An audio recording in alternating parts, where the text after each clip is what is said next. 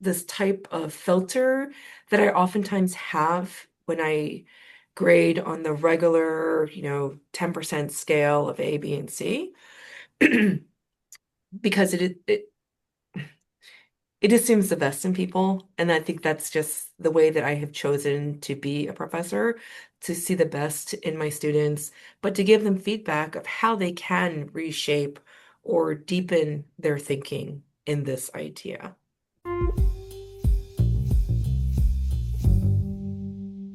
Hi, everyone. It's Dr. Andrew Rimby, aka Andrew. Thank you so much for listening to the Ivory Tower Boiler Room podcasts. And before you hear today's episode, which I just know you're going to love, can you please do me a favor? And wherever you're listening, if it's Spotify or Apple, please rate and review us. Make sure you're following the podcast. Share it with friends, family, anyone you think would just love hearing this conversation.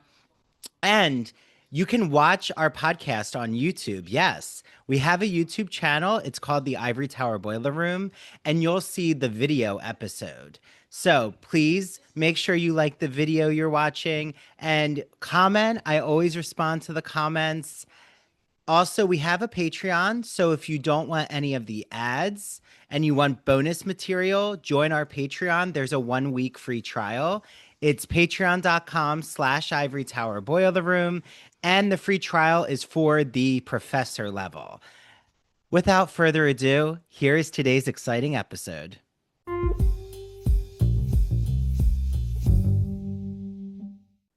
Hi, everyone. This is Dr. Andrew Rimby, joined with Dr. Jan Balakian. We're after this known as Andrew and Jan. So we're back to our Teaching College English and Writing series. We're really excited because this is our first guest who teaches exclusively at a community college. And we have so many questions, so many just swirling ideas running through our minds. So we are so excited to be joined by Karen Galli, who teaches at Hudson County Community College since 2013, first 5 years as an adjunct, and is now an assistant professor and coordinator of English. Prior to that, she taught at St. Peter's University and other colleges like the City University of New York for over 15 years. So Karen has a lot of Wow. experience. She's taught composition, literature, humanities courses about culture. She's a current Doctor of Arts and Letters candidate in historical studies at Drew University, where an interdisciplinary approach to research is emphasized, and the humanities approach to doctoral studies has greatly influenced her own teaching style and pedagogy. So, welcome, Karen. I think we're very honored to have you here in our space. Thank you. It's good to be here. Did you So, find, oh, I'm yeah. sorry. Did No, you go, find Jan. out from the NJCEA? How did you get notice the ad, the call for? Yes, I'm on the newsletter and I saw the call and I thought it sounded really interesting. So I immediately emailed you. Okay, Oh, great. I'm good. just always Well, we curious. love the NJCEA. Quick shout out to the New Jersey College English Association, which I still think should be one of the largest organizations in New Jersey. So let's keep building it. I don't know. I have this theory that it should be like the Atlantic City Convention for high school or Oh K through yes, 12 teachers. Like yes, yes. I hope that one day we have a really large convention. So, I guess in a way, this is part of that extension of that project. So, Karen, I mean, you have reading your bio and talking with you via email, you have so much experience in St. Peter's University, which is private, and then Hudson County Community College is a community college, and then you're now a doctorate student at a private university. So, like, I guess my first question is just have you noticed differences between teaching at a private university compared to a community college? And if so, what does that look like? Yeah, actually, I did mention this, but I have taught at other private institutions in New York City, and I just loved teaching at the community college level. I Mm, think it has a lot to do with like my own experiences as a first gen college student, as a first gen American, and just like not really knowing what I was doing when I entered college, Um, what I what I see with our students here is um, that deep, deep desire to just change their family's trajectory. Hmm. Mhm. Um, and it's like really beautiful to see, right? Because students are so ambitious. They want to do well in school. They want to learn. But there's also this practical aspect of, what do I do next? And professor, can you guide me? Because I'm the first in my family to pursue higher ed, right? Hmm. And I think that's something that I love about being a part of this community, right? In the private institutions, it's been a little bit more of um, like almost like a negotiation of how much they need to learn to do well in this class, because it's a requirement. And Mhm. I know I recognize that it's just my one experience, but that's how it always felt to me when I was teaching Hmm. at private institutions. Yeah, no, that makes sense. And it's interesting because Jan only went to private universities and I only went to public universities for my training. So I've always had a lot of conversations. Jan was my undergrad mentor, and she would sometimes like say, I don't want to out you, Jan, but you would say like, how did you choose Kane University? Like you could have gone to, Andrew could have made it at Harvard. So it was not to say anything negative about Kane. It's just that Andrew could have made it anywhere.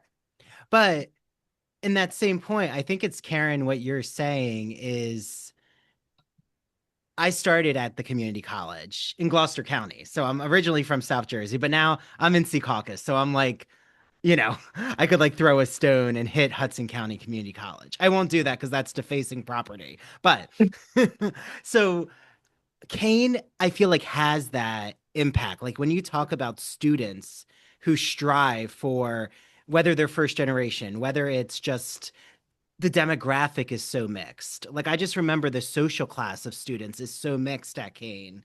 Hmm. And when I took a PhD seminar at Columbia University, the major demographic was upper middle class. And I do feel like there was more well, what are you going to teach us? Like almost testing the professor Right? and questioning their authority at a private and an Ivy League. And I Mm. mean, I teach at Seton Hall, so I'm not like saying anything negative, but I do think that you're right. That quest for knowledge, even at the community college, I just remember adult learners, and I thought it was Mm. incredible. They're like in a Gothic literature class, and they're just so excited, like going to the Mhm. library, and they just wanted to keep reading and reading. And you don't always see that with those who come right from high school and their parents are paying 70,000 a year. There's not always that quest. It's like, well, what grade am I going to get? Like, I have to take this class. So Yeah.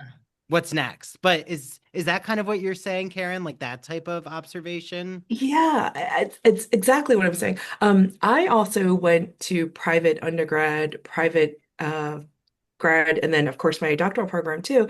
And I used to sit in the classroom and see my classmates like pushing my professors to like make exceptions for them to do Mm. work differently. Right. Mm, And of course, like on the doctoral level, it makes sense, right? Like everything is self-initiated and driven, but I was not expecting that like in undergrad. And so I would look around the room and wonder, what was my deficiency? Like, how did I end up in this room and mm, not be able to negotiate the way that my classmates were? And I kind of always felt a little bit out of place because of that. But I also understood that like I was afforded this great opportunity to go to these great schools and that there was something that I was going to get here with these great writers who are going to teach me about the craft, Hmm. but also a very practical aspect of being a child of immigrants that like I had to get a great job when I finished school.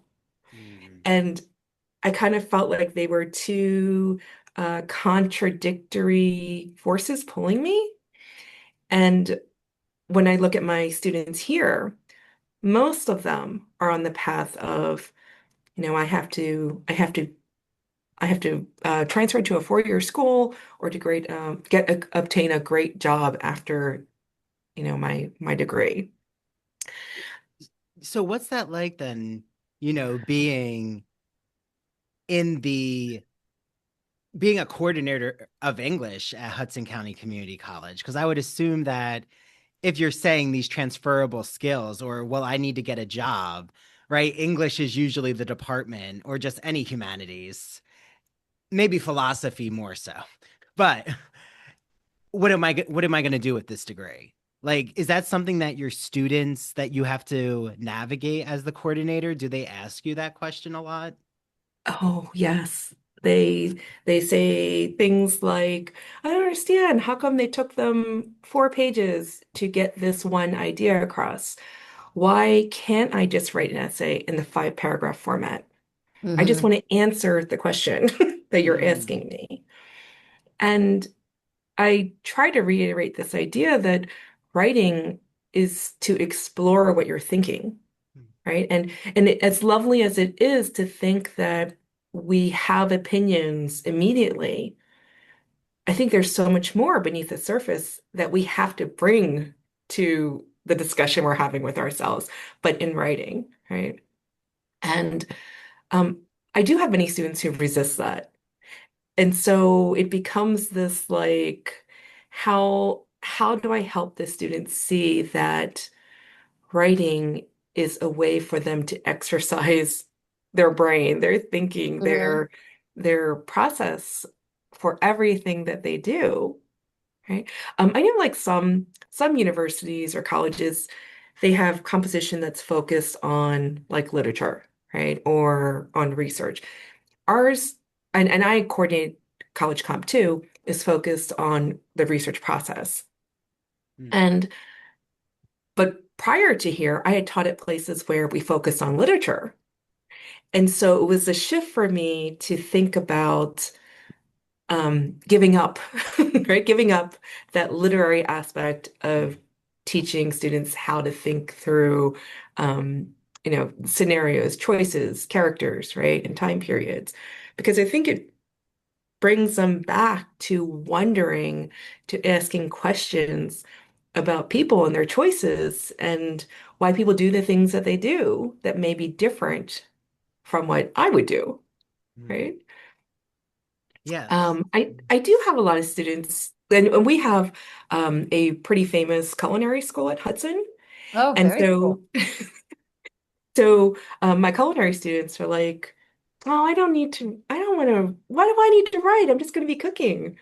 And so, like, I try to find that space that is interesting for them. So I'll have them write a recipe review or, Cool. go to a restaurant that they love and tell me why it's so great. And then I think some of them are like, oh, you're right. I do need to learn how to write well. Mm. It's going to like bring me to Do you even more have them success. read Anthony Bourdain's book?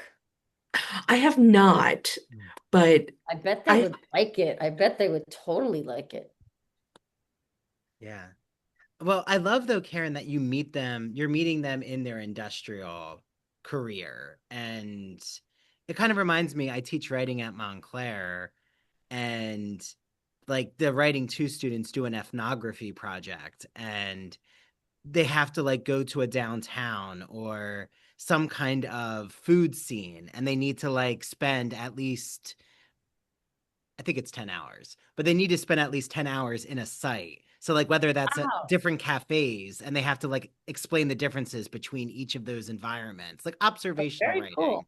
Yeah, very observation based. And I like have even taken my students, I did an interview scavenger hunt where I took them to the library, and they had to compete as teams to ask random students and faculty questions in the library to like break down that barrier of interviewing. And like it does seem, whether when you do activities like that, and I'm sure that your students really appreciate that you're taking the time to think about the act of writing and the way it relates to their future career. Instead of just saying like, well, you got to learn a rhetorical analysis and this is what you have to read. Mm-hmm. And not thinking about the impact. Like, I mean, do you feel that there's some faculty I definitely think get annoyed that they have to defend the profession? But like, do you see it as defending the profession, or do you feel like you've kind of just shifted into a different mode of teaching? Like, it's not really like you defending writing or English.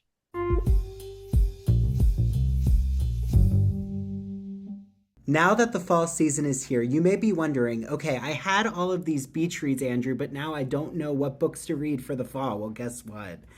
My friends at the Gay and Lesbian Review magazine have you covered. Their new September and October issue, called Forgotten Histories, features wonderful book recommendations, TV shows, and films that help excavate LGBTQ history.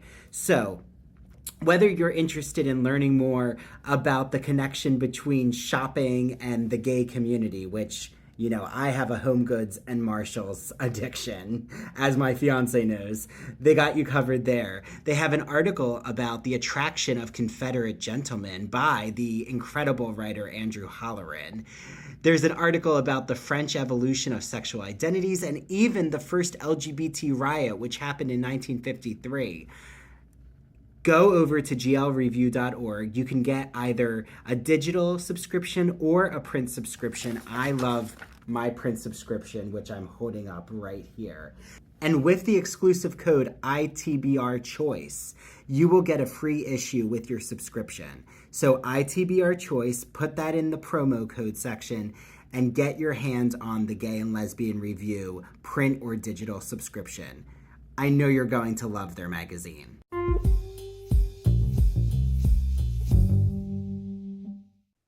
I think there have been times in my career where I felt like I had to justify why I was doing or making the choices for my students, for particular assignments. Um, and especially when I'm around STEM people. Mm-hmm. I feel like this, like there's a little target like on my arm, and they're just like they just make that sometimes I get comments that just assume that writing is easy and that anyone can do Oh, oh, it. So how yeah. do you I mean, it's navigate so that, hard. Karen? Well, I this perhaps isn't the best way to address it, right? But I oftentimes say to my colleagues in STEM who I love dearly, right? That I say to them, just like you went to grad school and you are an expert in chemistry or in biology or physics, Mhm. um, I too have spent a lot of time studying writing about, Yeah. rhetoric, about like literature, and that there is more to just like it being an everyday task that everyone can just do it, right? Um, I don't know, maybe that's too subtle. I don't know. No, I mean, I feel like I keep having these conversations. I don't know if it's because the conversations with Jan, Amina, like all our exciting guests, like, you and others on the show have made me really think about having expertise in the humanities. But I do feel that a lot of the general public, it's going to make me sound like a curmudgeon, but they don't treat humanities experts as experts. And we are experts. Like, I'm an expert in narrative. I'm an expert, like Jan's an expert in narrative. She's an expert in literary genres. You're an expert, Karen, in that. We're all experts in composition. But why do you think that it's going to sound like I'm just griping, but do you feel that students question us more than they would question, say, the chemistry professor or Mm, the physics professor? Like, is it because we're such a Socratic, discussion mm, based mm. study that they think, oh, that means that I'm allowed to just critique the I professor? I love that question because if you're a professor who really cares about learning, there's going to be socialized aspects of teaching and students like talking to each other in the classroom, which I think sometimes students, they don't always know what our learning outcomes are for the day, Mhm. right? So they're sitting in the classroom and they're thinking, oh, Professor Galli is saying I should just turn to my partner and start talking. And then on the observation, sometimes it's she had us talk to each other all the time. It wasn't very helpful, right? I mean, I I've wonder actually about that gotten a that. lot. I Yeah. wonder about that a lot. Um, but like that type of learning is what um is a big part of like progressive education, right? That we can't just tell them what to do and expect them to just give it back to us, but give them space to learn from each other and to question ideas and to like ask questions. Um, I find that when I just remind myself that I am an expert and I know what I'm doing and I have a reason for doing this, right? Um, I just kind of forget about all the little naysayers and the questioning around me. Um, something that I grappled with, and I still grapple with it a little bit right now, is I look 20 years younger than I actually am. And so I have felt my entire career I've Enjoy. had to, you Mhm. know, say, well, I'm a doctoral student, or I went to this school and that school, and or I started teaching in 1997. Like, and I think like when I hit 50, I finally stopped saying it every time I started a class.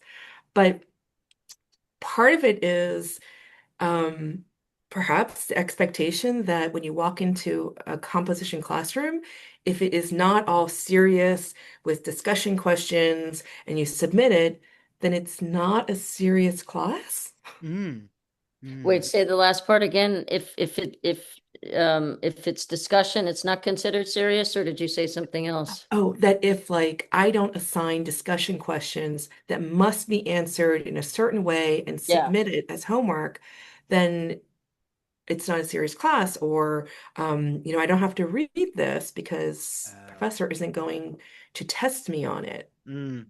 right? The Mhm. testing And outcomes. Yes, we've yeah, and I become feel like that so all, testing geared and canvas grading geared. Yeah.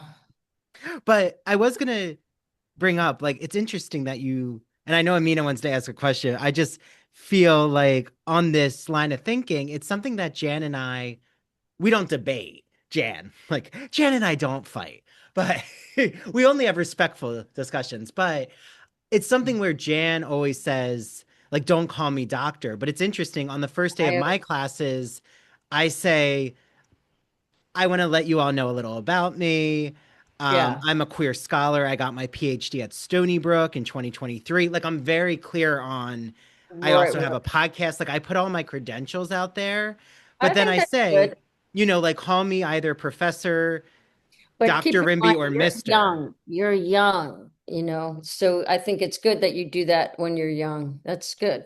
Well, I think some of it too is, I mean, you know, as a first generation student, Karen, like I'm not a first generation student and I'm not a person of color, I am gay, but that aside, I do feel like you being a first generation student, do you bring that experience up in teaching moments because of having a demographic of students who probably come from a household of multiple languages and yeah. probably really diverse experiences, or recently immigrated to the Jersey City area or North Jersey area?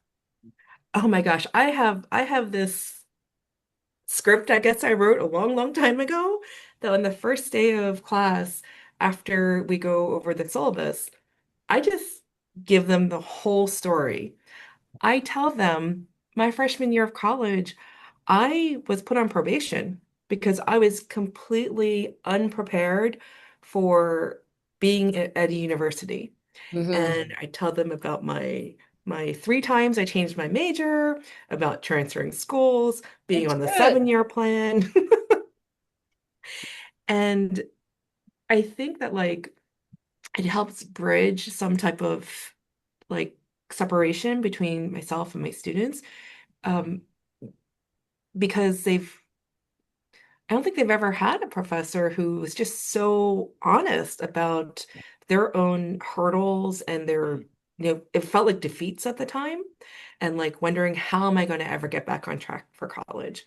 And I think they appreciate that. I think it Sure. wins some type of respect, yeah, Yeah, from them. it's almost like anecdotal pedagogy. I don't know if there's a word for it, but I do think that's important. I I really do. Biographical, yeah. biographical teaching. Yes, yes. And like Jan, do you do that? I mean, I do feel like you've done that when it comes Mm, to like if you were writing a play and submitting it and getting rejected and then how you had to work yeah, through I them. like to talk about defeats and how they are learning experiences for sure. Yeah. Yeah. And so is there something that you feel has been, I mean, the biggest hurdle could be a tough question, but just something that currently you're navigating as you head into this new semester, Karen, with your teaching? AI. Oh yeah, yeah, yeah. Yes, Um, yes. but I've been having these interesting conversations with colleagues, right? Because I mean I've ridden the waves of when everyone got a cell phone, right? When people laptops to class. Yep. And I just see so clearly that yes, it's been a problem, right? But I also can't just ignore it.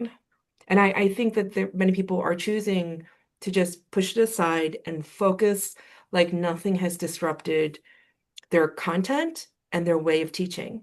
Mm. And I don't think that everyone has to be on board about thinking about how AI can help a student become a better writer. But from a professional standpoint, I have to understand what's going on.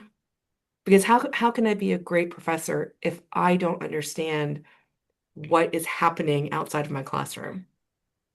And I feel like that is, I mean, I think I figured out a way to talk about it with my students and to create assignments and lessons that like bring more interest to the table, that take them away from the traditional assignment.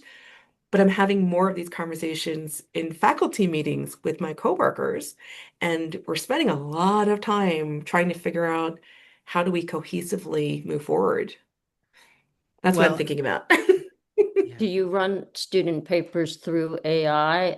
I am embarrassed to say I don't know how to do this to check how much they've taken. Yeah, we have Turnitin integrated into our Yeah. Canvas. Yep. Somehow, I don't know about the rest of you, but I have turned it in on Canvas, and when I read the paper, it sounds borrowed, and yet Turnitin doesn't label it as such. So I don't know. Maybe I should work Well, with Andrew or someone on these this one. AI transcription software tools are not doing very well. They're No. not foolproof, and some are even saying don't even use it because I do still think that I don't know if you agree, Karen, but I still think that when I grade essays, I go through so many revision process, or I like to put up students' essays as examples on the screen, and then we actually annotate it in class because Yeah, that's then how we did it. it Yeah. teaches the students like, oh, he knows my voice. The class knows my Oh, voice. If I now use AI, clearly it's going to come through that this doesn't sound like my writing voice. And like at least you've gone through revision stages of like seeing their thesis. Like I mean, I do think I've heard that AI is being used more if you just say, okay, hand in your essay on this date and I'm never going to look at it until that date. Then I think they're just so anxious that they're going to probably turn to it because they don't know where to start. Maybe. Right. I don't know if I'm I in the don't right vicinity. um uh, that raised an issue, a problematic issue in class. This is not actually AI related, but when we put a student's essay up on the screen, and I was following the protocol that the writer doesn't speak while students are responding to a set of criteria.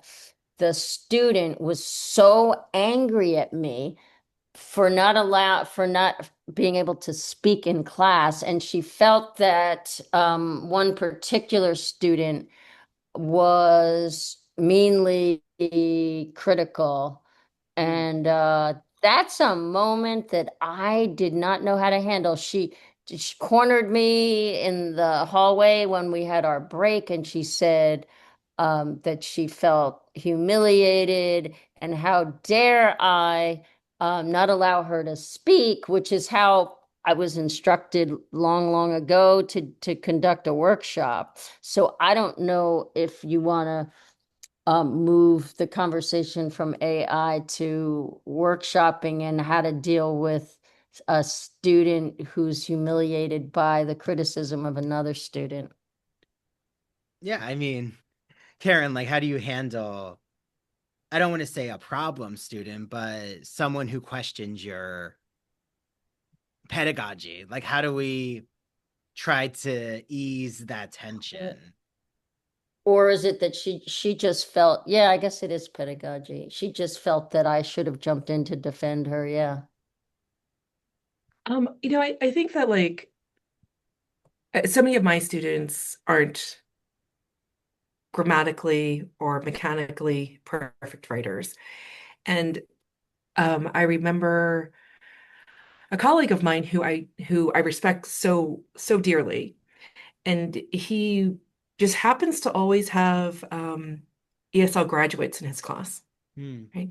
And he said to me one day, like, you have to democratize writing. You have to let them have their own voices, the way that they use language. And yes, sometimes it's far off, but if it doesn't impede what your understanding is, then you can give them general feedback, but let them know it's a process, right? And at that point, I had already been teaching like 20 years. And all of a sudden, it just like clicked for me that I need to start doing that in my classroom, Hmm. that I need to start sharing with my students that we're all in different places. We all communicate differently. Um, if I can understand your idea, I am a satisfied professor, right? Yes, Like, if I understand what absolutely. you're trying to tell me, and like you're really telling me what you think, you're not just repeating what you think I want to hear, then I'm so happy. Um, I have had workshops where that type of feedback where a student may have gotten harsh feedback from their peers. I just jump in and I try to just spin it a little bit because I don't want my student to feel defeated. I don't want them to walk away like hating each other. I'm a very community-based professor where I it's important to me that they get along and they can function as a community. And so I always try to find a way to kind of smoothen out the smoothen out Mhm. the Hmm. discussion. Hmm. Do you, is it okay if we go like another 10 minutes, Karen? Yeah, I'm fine. Oh, okay, Mhm. okay. I just want to make sure. Um, Something I'm curious about is, do you think that I even when I ask this, I don't even know if we can we can try to categorize it, but do you feel that when you're teaching either in the community college space or teaching in the private university or even a state university, right? A 4-year college, do you feel that the students are more or less willing to be held accountable? Like, are they okay with criticism? Are they okay with, I've been having a lot of conversations recently that I'm just noticing maybe it's because of social media, maybe it's because everyone now thinks they have their opinion and their opinion is fact, which opinions aren't facts, but just to say that. Do you feel like the community college space, they're actually more collaborative and more willing to engage? than the private university, or is that, I I think yeah. for the most part, yes, right? Because like what I think what we do at the community college level is a little bit different from a four-year school in that um, we are constantly being like mothers and aunties and older Mhm, sisters to our students mhm, to help them understand resources. And inevitably, like there's relationship building in those acts, right? mhm, And so um, at the core of my teaching is how do I build a relationship with every student in my class? And mhm, I'm very fortunate. My classes are very small because it just happens to be that the sections that I teach are small. And I get to spend time with every student at almost every class, right? And so if we have that trust, really like earnestly conveyed to them that the feedback I'm giving them is to help them to become a better critical thinker, to help them write that better research paper in their other class. I found them to be incredibly receptive. And I feel like that's my proudest moment that a student can say to me, "Wow, I can see what you're saying. Like, do you think this would work instead?" Right? Building that trust. And it sounds like you really build that community of care in the classroom, like that bell hooks idea of like a community of caring, which I just think bell hooks is, like, in my opinion, one of the best pedagogy yeah. experts. And yeah, and I think maybe it just comes back to what you said, which is you're also, it sounds like you're teaching them how to be a student. Like you're teaching them the ethics of a student. And there's a lot, I'm sure, like you get students who probably reach out to you like years from when you've had them. Like, have you had I that do. experience where you've like helped them into a career or like really just guided them in their future?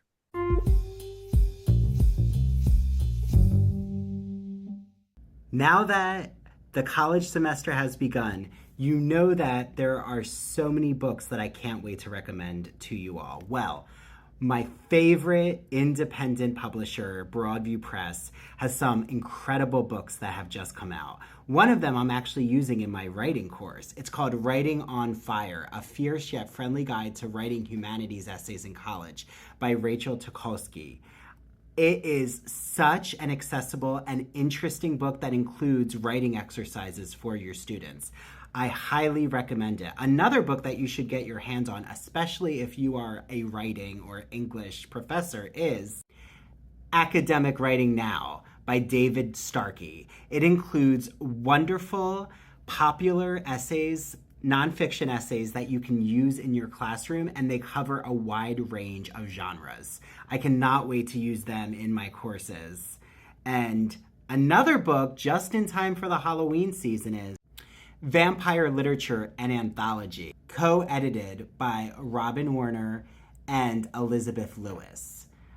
I had both of them on the podcast, so listen to that episode because you're going to love all of the vampire literature we talk about. Use my exclusive promo code, go to broadviewpress.com and use the code Ivory Tower for 20% off your order. Yes, 20% off your order. Happy reading.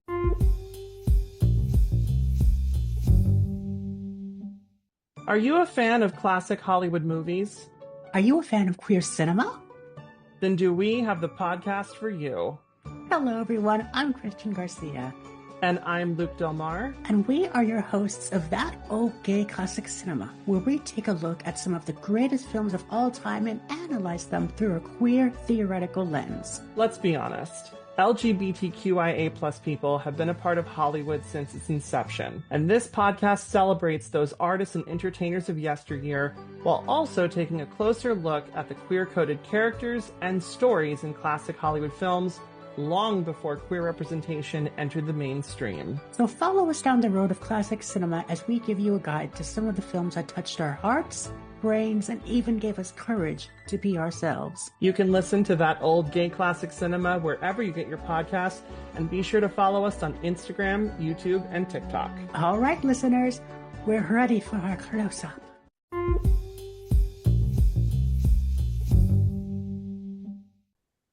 Yeah, there's like nothing more wonderful than getting a LinkedIn invitation to a student and I recognize the name and then I look at their profile, like, oh my gosh, they were a student of mine like 15 years ago or 10 years ago. Yeah, it's really Is there nice. a critical thinking strategy that you were referring to a moment ago that you felt was successful, especially when you were working with a student, like it helped turn on a light for them or crack open a new window? I- It's really basic, right? That's But always the most important. just like having a really simple conversation that begins with the question, what do you think? Mm, And I think that like, earlier we talked about private institutions versus public institutions. I remember my private university students were very ready. They were ready to tell me what they think. mhm, At the community college level, it's like the first time they're being asked, like, Hmm, what do you think? And that's hard to believe. well, I think that it's compartmentalized. That like I can tell you what I think through a narrative, through my own personal story, Hmm. and I can write in my opinion. But when I say to them things like, hey, you've read these three articles in our class, you've like become well versed in this. Now, what do you think about this? mm, And there's like, I can see the visible like discomfort of expressing their thinking. mm. And I think it's because it's the first time they're Hmm. really being asked to like give me something new, something that is from your brain. And you're giving them educational agency, which they might not have been given permission in their schooling before that of like, no, you have knowledge and your knowledge is important, Hmm.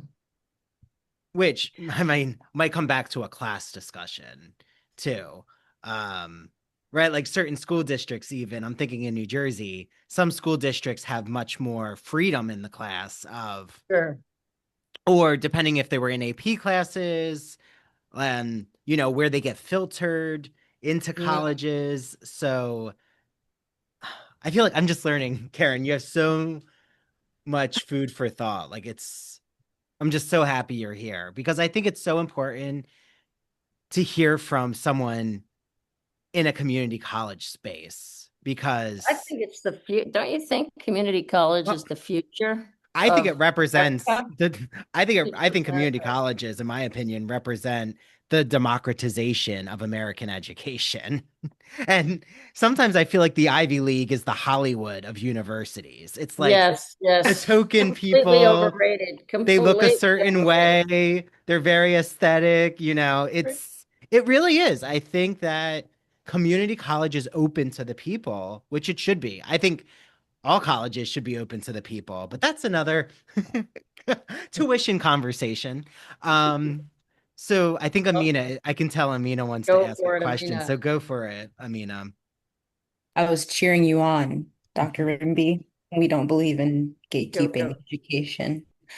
I wanted to go back a little bit because you made this really great point about like flexibility in writing. Like if it doesn't impede understanding, then you have like a lot of freedom to express, or students have a lot of freedom to express their ideas in the way that is most comfortable for them while they're still navigating how to be good readers and good writers. And I feel like that type of flexibility, I don't know if I could ask you, like, do you feel like that type of flexibility is what throws off the STEM people? Because I feel like in STEM, everything is very rigid. And I feel like Hmm. when people think of the humanities, they think of like this wave of like you could really do whatever you want. And then you made this point, like, yeah, you kind of can. So it's like a two-part question. My first part is, do you feel like that openness and that flexibility does maybe add to the stigma around the humanities? And then the second part of my question is, so then how do we create structure and form in the humanities in a way that gets the discipline taken more seriously? Mm. I definitely think that this like so-called loose form is not the way that my colleagues in STEM like approach anything, right? So it's completely foreign to them. And that if there isn't structure, then it must not be real. That's scary, Mm. right? And I oftentimes have to go back and say, well, it's not the structure that we have our preconceived notions, right? But there's still an argument, there's still a claim here, there's still evidence-based support, and Mhm. these are the things that I'm looking for. Um, the I guess like example that I kind of steer them toward is just like when they would write a not business, a science report. There's a little bit of an abstract in the beginning of what their goal was, and what they found, and then their methods, right? And I say to them, well, that has a structure, right? Like it's a different type of structure, but you do tell me what the main finding is in the beginning. Mhm. Like that is in a way the claim of what you are writing as a student, right? I try not to go too deep into that because then they write science reports for me, or they say, in this essay, I will discuss. Do you use Like a rubric? hypothesis. Yeah, they try to go as if the thesis is a hypothesis. Oh, I do use rubrics, Jen. yeah. Um, Uh, I I'm a culmination of like my interdisciplinary education in all different levels. In the last few years, I've moved toward labor-based grading, mm, and I have, of course, it's always like student first, right? But I have found that as the person who's giving the feedback, it has like made me less, I want to say the word is conscious, but like I'm more candid in giving really valuable feedback to them.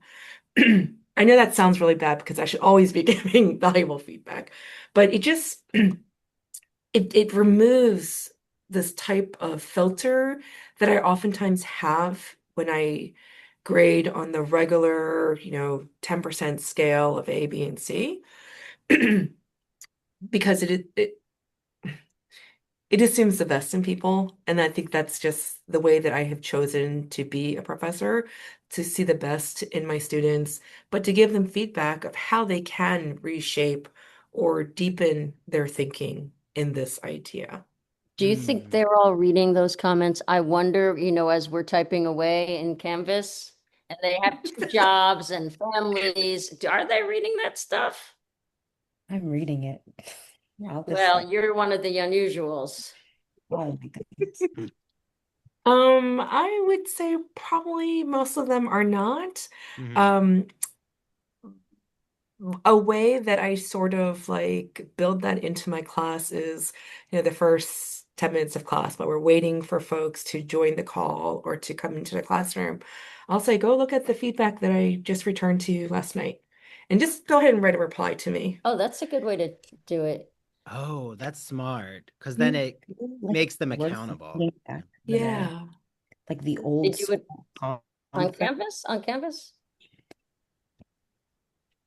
Wait, you do this on Canvas, Karen? Yeah, Like I do it your on Canvas. comments? Okay. Hmm. Okay. Yeah, I Yep. feel like that's such a great idea because I found that I have a lot of students now who filter into class like the first 5 minutes that like I Yeah. can't even take attendance until after 10 minutes because it's just not Oh, worth goodness. like it's not worth like trying to mark people students Right. absence. So yeah, using it as workshop minutes, I love that. I'm gonna use that, Karen. I'm gonna have them Great. look over my feedback. Yeah. I think that that's really even putting them into groups and looking at each other's feedback too could be like getting them in that workshop mode. I think it creates such collaboration. And I love what you're saying about not focusing too much on a set of a metaphor, like this is just like this in the STEM field. Because sometimes I do that with poetry. I'll say Mm, poetry is a genre that's most rigid of like rules and following a pattern. And I usually, most of the science students really love poetry because it does have more of that system. But I you could just actually say that about the structure of a play, the structure of a short story. You could, yeah. sometimes, I mean, I feel like a lot of new short stories are very, um, everything's breaking the rules, but Yeah, yeah, you yeah, know, yeah. or remember that play, Jan, we saw by Annie Baker? Oh That my God. definitely broke the rules. Oh, We it won't go was into that. torture to live through. Yeah. It was interesting. But yeah, Amina. Oh, I wanted to like segue a little bit and ask you about the AI. I know you're probably sick of hearing about AI. Oh no, we need Um, it. I love that you said like don't ignore the disruption because like it's like the elephant in the room AI. So I guess my question is, what are you doing specifically Mm, to combat AI, especially in a writing, like, a writing intensive course, where it feels like it's more villainous, this AI monster, than, yeah. say in, like we're learning about a play or something. It's not really an interpretation type of thing. So like, is it the blue book? Is it the oral exam? How are you getting them to be, how are we preserving academic integrity in that way is my question. Yeah. So I think it kind of goes back to why I think students are using AI, right? And I think it's because they don't know how to approach this assignment or Mm, they don't have the time, right? And I did have a semester of why are you using AI, right? To every paper that came in like that. And now I feel like I finally have found a method to approach it with my students. mm, Um, Building that trust. I mean, I know it sounds so like old, right? But like really solving a lot of my problems with that kindness and compassion has really worked for me, right? Because I do want to know that my students are trying and they like really want to be there. So establishing that trust and then just telling them that, I don't really want to read what AI thinks because AI is going to just tell me the things that I can already read in Wikipedia, right? mm, And so let me help you like in this like process of thinking, right? I'm like, I know we all know how to think, but let's just do this together, all right? Let's take steps together. I try to scaffold as much as I can in the classroom so that they have to do it with me. And sometimes I have an academic coach in the classroom so that we can organically create things, right? So that they have something with them when they're at home to complete their assignment. I would say out of 15 students, I would say like 13 are like, I've gotten them to think. The other two, I think they just need more time to like sit and like experience what it is to brainstorm. I just finished teaching summer one. I was a little bit surprised about how many students just didn't really understand what Hmm. brainstorming and outlining is. mm. Like, I mean, everyone thinks they know what it is, but when you look at their brainstorming, Hmm. it's not What brainstorming. is it? Mm, mm. But I love that you're Um, like making that clear, like you're making that transparent in your pedagogy. Like explaining, well, yeah, this is what the brainstorming process is, and I'm going to model, like, let's model it together. right. I think when teaching like Comp 1 and Comp 2, I always took it for granted that students knew how to brainstorm and organize. But Hmm. in my developmental English classes, I never took that for granted. We would write a paper together, we'd brainstorm together, we'd organize together. And oftentimes those students would leapfrog over all the developmental classes and go straight to Comp 1. Mm. And I was like, oh, wait a minute. Why am I not talking about this in my Comp 1 class? Yeah. Why do I assume that they know that they're thinking the way I'm thinking? And once I made that connection, it Yes. started to really change things. Yes. Well, Karen, we could keep you Forever. we might have to have you back on as as the semester's going, because I feel like there's so much to ask. So is there any place, Karen, that, those listening, if they have questions, where to find you, whether it be a website, a profile on your university's platform? Yeah, you can find me on our college website. I'm there. Yeah, This was I'm happy just, to talk. Yeah. I think we all learned so much from this. And everyone out there, I'm sure, even if your students are listening, it's exciting to hear where you're getting your ideas and like how you're approaching the classroom. So thank you so much, Karen. This was Yeah, I just feel such like a we just hit pleasure. the iceberg, tip of Yes. the iceberg with you. Yes. So definitely we'll have to have you back on to just continue feeding us food for thought. Thanks, I'd love that. Thank you Thank so much, you. Have a Karen. great day, Karen. This was Bye. wonderful. Thank you. Yeah, Andrew, we should compile